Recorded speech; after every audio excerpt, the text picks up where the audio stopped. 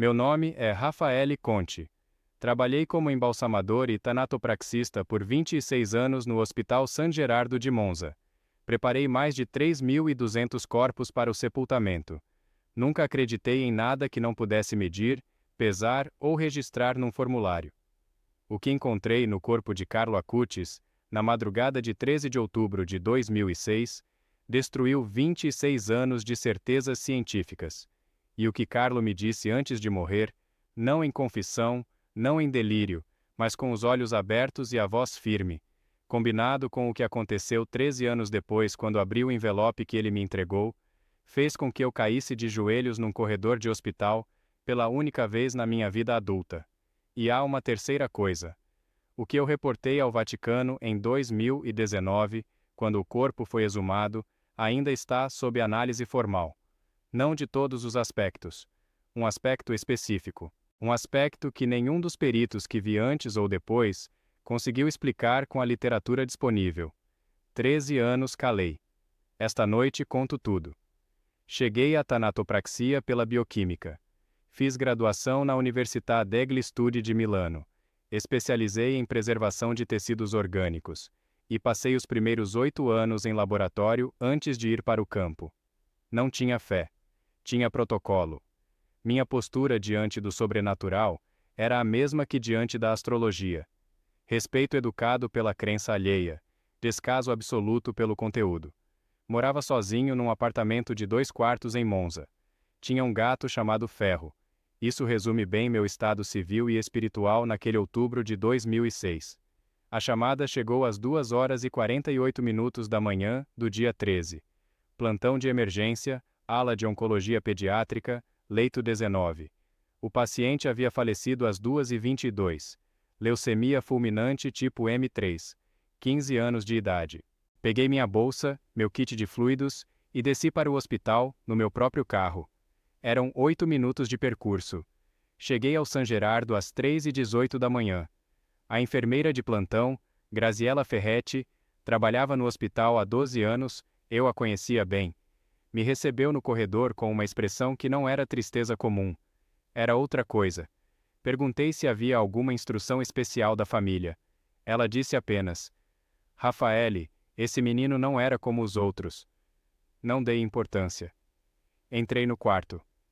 O leito 19 ficava ao fundo do corredor, terceira porta à esquerda. A luz estava reduzida.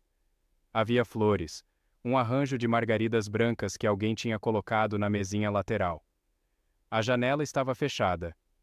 A temperatura no monitor ambiental da parede marcava 19 graus centígrados, temperatura padrão para a ala de preservação temporária. Me aproximei do corpo. E então, algo aconteceu que eu ainda não sei nomear completamente. Não era visual, não era sonoro. Era uma leitura de temperatura que meu termômetro clínico de contato, modelo Richter RT1, calibrado naquele mesmo mês, registrou quando encoste a sonda na região temporal do menino. 36,2 graus centígrados. Registrei e olhei para o relógio. 3h23 da manhã. 1 hora após o óbito registrado. Voltei a medir. 36,2. Coloquei o termômetro no meu próprio antebraço como verificação do instrumento. 35,8. O aparelho funcionava. Um corpo humano em ambiente de 19 graus, 1 hora após a morte cardiorrespiratória, deveria marcar entre 33,4 e 34,1 graus centígrados. Isso é termometria forense básica. Eu sabia o número de cor. Havia calculado esse intervalo centenas de vezes. 36,2 não era possível. Racionalizei. Erro de calibração. Verifiquei com meu segundo termômetro, reserva, modelo diferente, digital, marca Microlife. 36,0. Sentei na cadeira que havia ao lado do leito. Olhei para o rosto de Carlo Acutis. E foi então que ele me disse alguma coisa. Não. Deixa eu ser preciso. Foi 1 hora antes, quando ainda estava vivo, que ele me disse. Porque Carlo Acutis não morreu às 2h22 da manhã, sem que eu o tivesse visto antes. Eu estava de plantão desde as 20 horas. Passei pelo leito 19 às 22h30, numa ronda de verificação de pacientes em estado crítico. Ele estava acordado. Me olhou e disse, com uma voz que soava mais firme do que o estado clínico justificava: "Você vai ser chamado aqui de novo. Na segunda vez, abra." Não entendi. Disse, "Tudo bem, descanse." E saí do quarto. Não soube que ele havia morrido 4 horas depois até receber a chamada. Quando voltei e encontrei aquele corpo com 36,2 graus, a frase, "na segunda vez abra", voltou com uma força que fez meu estômago virar. Mas eu ainda não sabia o que ia abrir. Continuei o procedimento. Documentei tudo. Temperatura, hora, número do lote dos fluidos de preservação, nome da enfermeira presente. Luísa Carbone, que havia chegado para o turno das 3. Peso do paciente, 47 quilos. Altura, 1,68 m.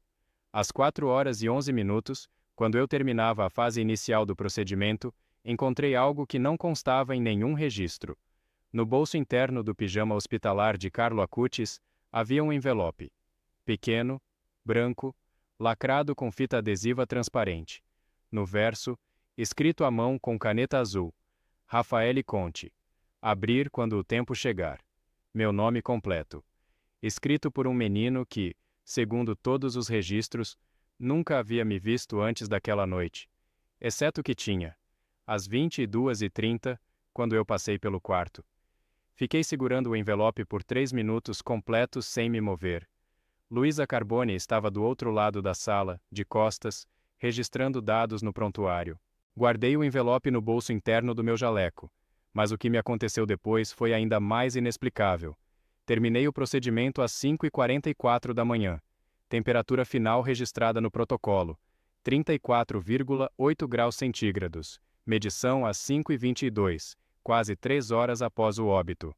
Ainda acima do intervalo esperado, que a essa altura deveria estar entre 31,2 e 32,7. Fui para a sala de descanso. Sentei. Tirei o envelope do bolso e fiquei olhando para ele. Raffaele Conti. Abrir quando o tempo chegar. Não abri. Não sei explicar por que não abri. Sou um homem de procedimentos. Abriria qualquer coisa que encontrasse em condições normais.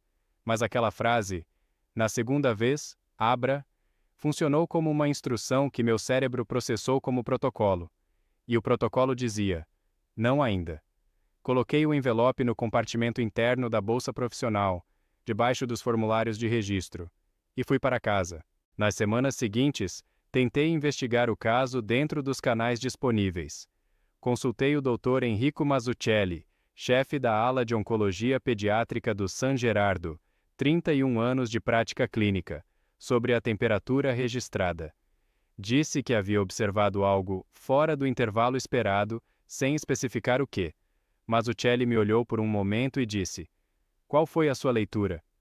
36,2, 1 hora post-mortem. Ambiente a 19 graus.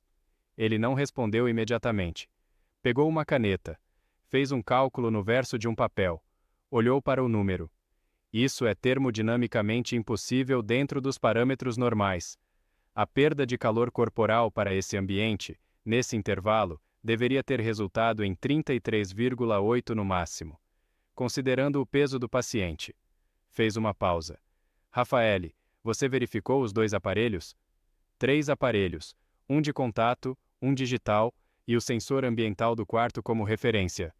Mazzucchelli dobrou o papel. Documente isso internamente, mas não diga isso para ninguém ainda. Não disse, por 12 anos. Fui embora da reunião com Mazzucchelli carregando uma segunda anomalia que ele não havia mencionado explicitamente, mas que eu havia captado na expressão dele. Ele já sabia de algo. Não da minha medição. Essa era a minha primeira vez relatando.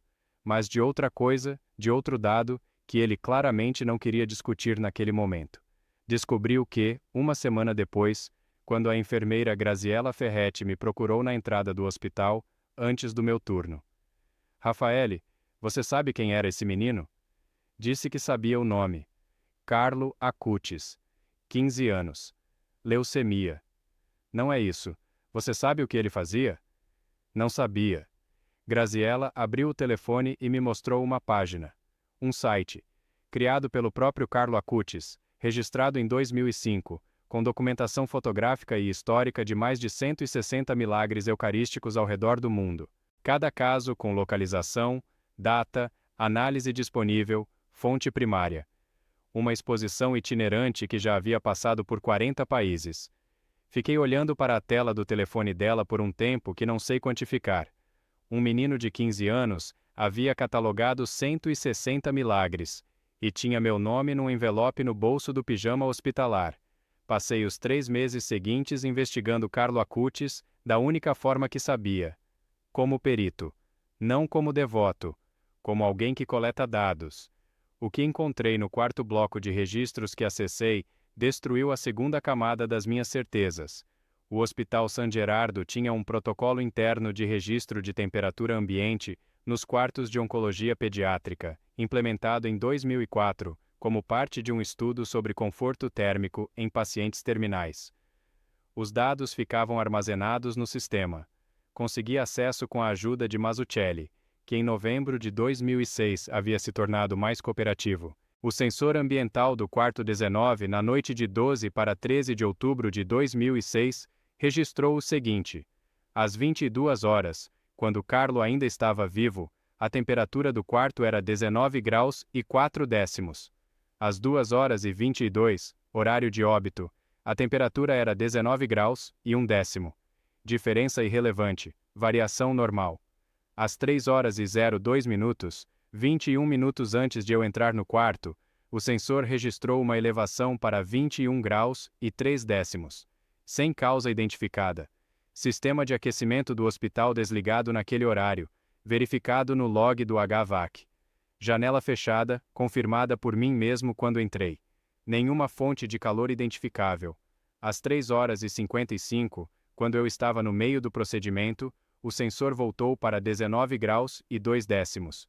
Uma elevação localizada de 2 graus, durante exatamente 53 minutos, sem fonte documentável. Levei esse dado ao professor Roberto Scaglione, especialista em termofísica aplicada da Universidade de Milão, que havia consultado o hospital em 2005 para o mesmo estudo. Scaglione analisou o log por 2 dias e me enviou uma resposta por escrito. Nenhuma das explicações convencionais, falha de sensor, corrente de ar localizada, variação de umidade, é compatível com a amplitude e duração observadas. A margem de erro do sensor é de 0,2 graus. A elevação registrada é de 2,2 graus. Isso está fora do ruído instrumental por um fator de 11. Um fator de 11. Fiquei olhando para esse número numa terça-feira às 7 da manhã, na minha cozinha, com uma xícara de café que esfriou sem que eu bebesse. E então, fui buscar o envelope. Não abri. Mas peguei na mão e li de novo o que estava escrito no verso. Raffaele Conti. Abrir quando o tempo chegar. Guardei de volta. O tempo ainda não havia chegado. Eu sentia isso com uma convicção que não tinha nenhuma base racional e que, precisamente por isso, não podia ignorar. Nos anos seguintes, continuei recolhendo dados de uma forma que, olhando de fora, provavelmente parecia obsessão. Mas era método. Era o único jeito que eu conhecia de viver com aquilo. Em 2008, viajei a Assis pela primeira vez. Não para visitar o túmulo de Carlo. Nessa época ele ainda não havia sido beatificado, e o túmulo ficava na igrejinha de Santa Maria da Consolazione. Fui para conversar com a mãe. Antônia Salzano me recebeu na casa de família, numa tarde de março com chuva fina. Era uma mulher de presença calma e olhos que pareciam calcular tudo que entrava no campo visual. Disse que era perito de tanatopraxia do San Gerardo e que havia preparado o corpo de Carlo. Disse que havia encontrado algo que precisava entender. Ela disse: Raffaele. Era o meu nome. Ela sabia meu nome antes de eu me apresentar. Disse: Carlo me falou de você. Tive que sentar. Carlo havia falado de mim para a mãe antes de morrer. Havia dito, nas palavras de Antônia, que um homem do hospital ia guardar algo importante para ele, e que ia demorar muito tempo para entender o que estava guardando. Havia dito o meu nome. Havia dito também uma coisa que Antônia repetiu com a precisão de quem ensaiou por 2 anos. Ele vai cair de joelhos no quarto andar, no mesmo corredor. Mas não vai ser nessa noite. Quarto andar. Mesmo corredor. O quarto 19 de Oncologia Pediátrica do Hospital San Gerardo ficava no quarto andar. Voltei para casa com 3 dados novos, que não conseguia organizar numa estrutura coerente. O envelope com meu nome, a temperatura impossível, e uma previsão feita por um menino moribundo sobre um evento futuro, num corredor específico de um hospital específico. Não sabia quando. Não sabia o que. Guardei o envelope. Em 2013 tomei conhecimento do primeiro milagre oficial atribuído a Carlo Acutis. Um menino brasileiro chamado Mateus, de Campo Grande, Mato Grosso do Sul, curado de uma malformação pancreática grave, depois que a família rezou ao beato em processo de beatificação. O caso havia sido documentado e enviado a Roma. A cura era considerada cientificamente inexplicável pela Comissão Médica do Vaticano, composta por 9 médicos independentes, dos quais 6 eram não católicos declarados. Procurei o laudo da comissão, não o laudo público, o interno, que circulou entre alguns especialistas por canais informais. Encontrei uma cópia digitalizada com a ajuda de um contato em Roma que prefiro não nomear. No laudo constava uma frase que o relator havia marcado com asterisco. A velocidade de regeneração tecidual observada nos exames comparativos de 12 e 24 semanas contradiz os modelos de recuperação disponíveis para esse tipo de lesão pancreática em paciente pediátrico. Taxa de recuperação registrada: 92,6% do tecido funcional em 8 semanas. Taxa esperada para recuperação espontânea nesse quadro: 0 a 3% no mesmo período. 92,6 contra 0 a 3. Guardei o laudo junto com o envelope. Em 2016, durante um congresso de medicina forense em Bolonha, encontrei casualmente a doutora Francesca Lívio, patologista que havia integrado a comissão de exumação preliminar de restos de beatos no Vaticano. Mencionei o nome de Carlo Acutis no jantar de encerramento. Ela parou de comer. "Você tem alguma ligação com esse caso?" perguntou. Disse que havia preparado o corpo em 2006. Ela ficou me olhando por 3 segundos. "Então você vai ser chamado para 2019.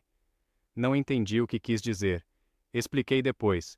A exumação estava sendo planejada como parte do processo de beatificação. Um perito do San Gerardo com documentação original do procedimento de 2006 seria relevante para a comissão. 2019. 13 anos depois. Voltei para o hotel naquela noite e abri a bolsa. O envelope ainda estava lá, dentro de um estojo de couro que havia comprado especificamente para protegê-lo. Não abri, mas segurei por um longo tempo. Janeiro de 2019. Fui convocado formalmente pelo escritório responsável pelo processo de beatificação para participar como perito colaborador da comissão de análise do corpo de Carlo Acutis, a ser exumado em Assis. Viajei em 19 de janeiro. Levei o envelope. A exumação ocorreu em 21 de janeiro de 2019, na Basílica de Santa Maria dos Anjos, Assis. Presentes: 6 peritos médicos, 2 representantes eclesiásticos, 3 membros da família e 4 técnicos de documentação. O corpo de Carlo Acutis havia permanecido sepultado por 12 anos e 3 meses. Quando o caixão foi aberto, houve um silêncio que durou aproximadamente 45 segundos. Nenhum dos 6 peritos falou. 2 deles deram um passo para trás. O corpo estava íntegro. Não no sentido poético. No sentido técnico, mensurável, documentável.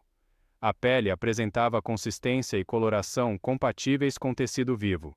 Não havia odor de decomposição. As articulações tinham mobilidade parcial. O cabelo estava presente. O Dr. Giancarlo Riva, patologista forense com 34 anos de prática e 62 casos de exumação documentados, foi o primeiro a falar. Disse em voz baixa, para o perito ao seu lado: "Isso não deveria ser possível." Registrei a temperatura do ambiente: 16 graus e 8 décimos. Temperatura do tecido superficial do antebraço do corpo, medida com o mesmo protocolo que havia usado 13 anos antes: 21 graus e 4 décimos. 4,6 graus acima do ambiente. 12 anos. 4,6 graus acima do ambiente. Meu protocolo interno de registro de anomalias diz: quando um dado não tem explicação dentro dos modelos disponíveis, você documenta, você verifica e você reporta. Documentei.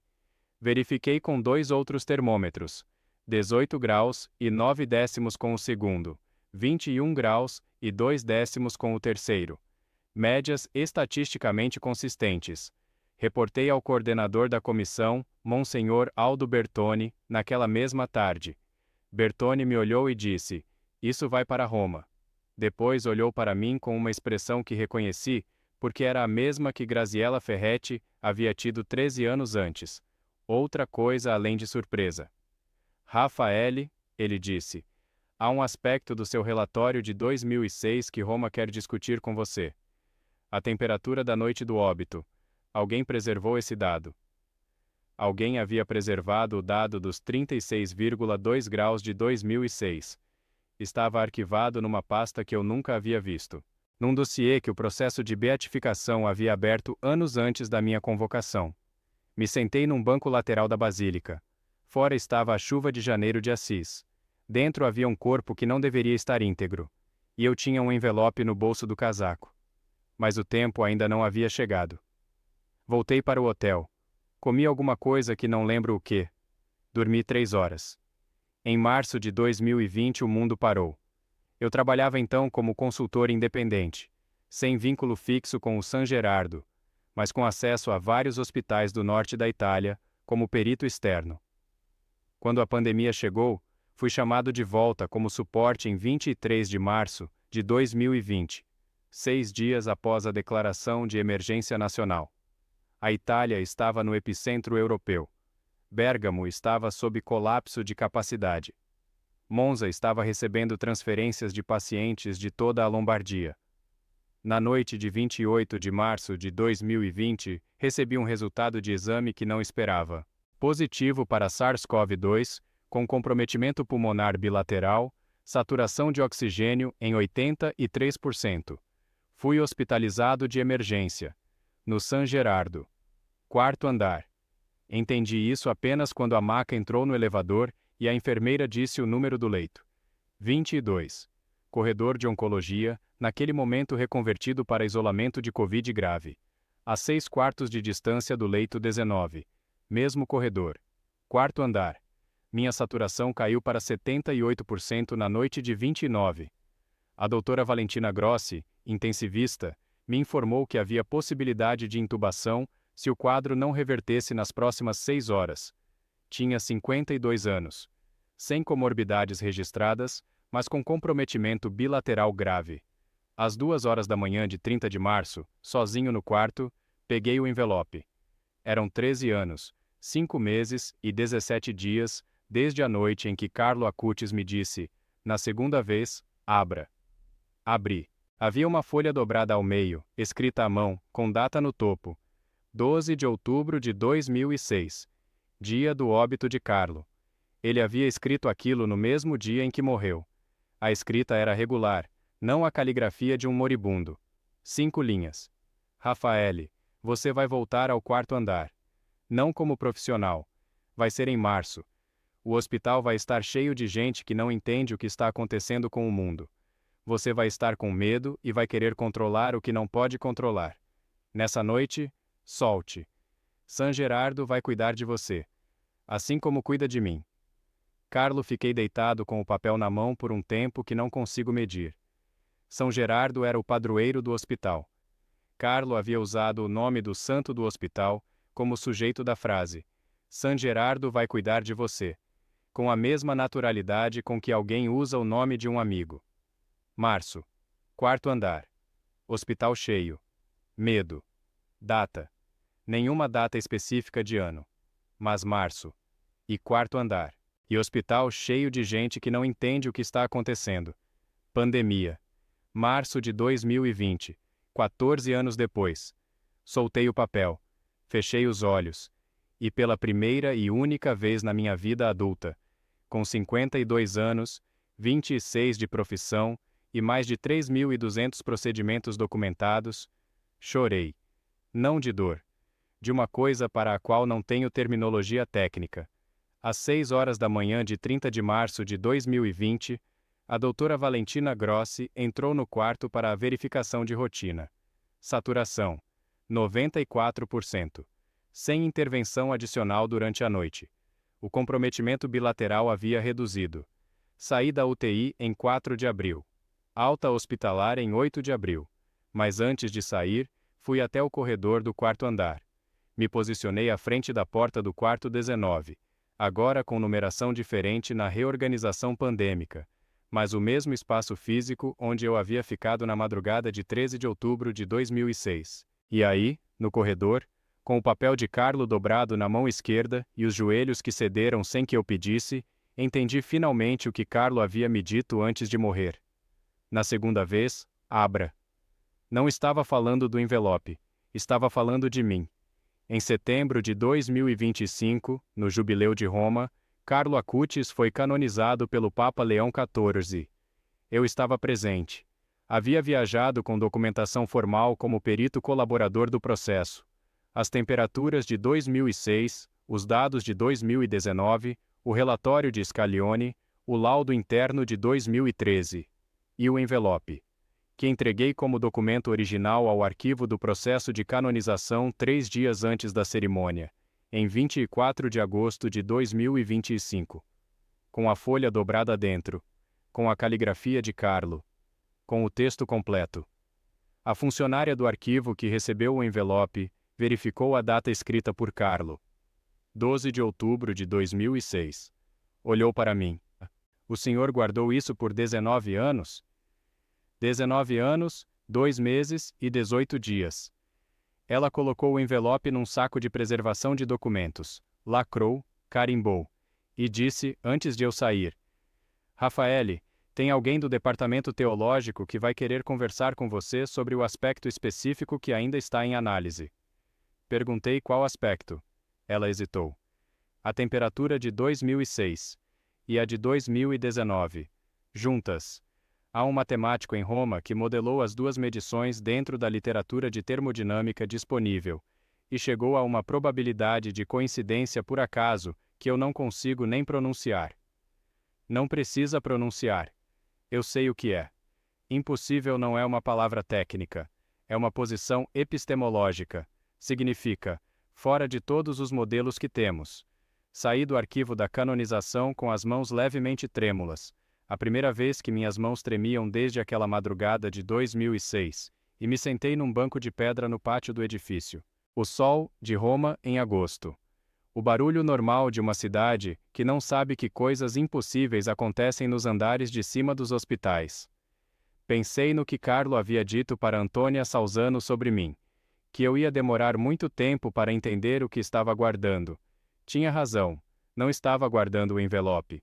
Estava aguardando a abertura. Hoje tenho 60 anos. Continuo como perito, mas dou também palestras. 4 nos últimos 2 anos para institutos médicos, 2 para grupos de formação em ética hospitalar. Não falo de fé nessas palestras. Falo de dados. Falo do que é mensurável, e do que acontece quando o mensurável bate contra uma parede que não está nos manuais. O aspecto específico que o Vaticano ainda está analisando, a correlação entre as duas temperaturas, separadas por 12 anos e 3 meses, num mesmo corpo, com a mesma margem de elevação acima do ambiente, não tem conclusão publicada. Não sei quando terá. Pode ser anos. Pode ser nunca, se decidirem que o dado não suporta a afirmação pública. Eu não preciso de afirmação pública. Tenho 36,2 graus registrados às 3 horas e 23 da manhã, de 13 de outubro de 2006. Tenho 21 graus e 4 décimos medidos em 21 de janeiro de 2019, num corpo que deveria estar a 16 graus e 8 décimos. Tenho uma folha manuscrita com data de 12 de outubro de 2006, dizendo março, quarto andar, hospital cheio. E tenho os joelhos que cederam no corredor do Hospital San Gerardo, em 4 de abril de 2020. Carlo Acutis me disse uma vez, com os olhos abertos naquela cama de oncologia pediátrica. Na segunda vez, abra. Passei 19 anos tentando entender o que isso significava com as ferramentas que tinha. No final, não foi um instrumento que me explicou. Foi um corredor de hospital às 4 da manhã, com os joelhos no chão e as mãos vazias. Ele sabia que eu precisaria chegar até ali sem atalhos, porque atalhos eu teria encontrado sozinho. O que eu não sabia encontrar sozinho era o chão. Se este testemunho tocou algo em você da mesma forma que tocou minha vida, peço que se inscreva no canal e compartilhe este vídeo com alguém que precise ouvi-lo. As pegadas do céu estão em toda parte. Basta saber olhar.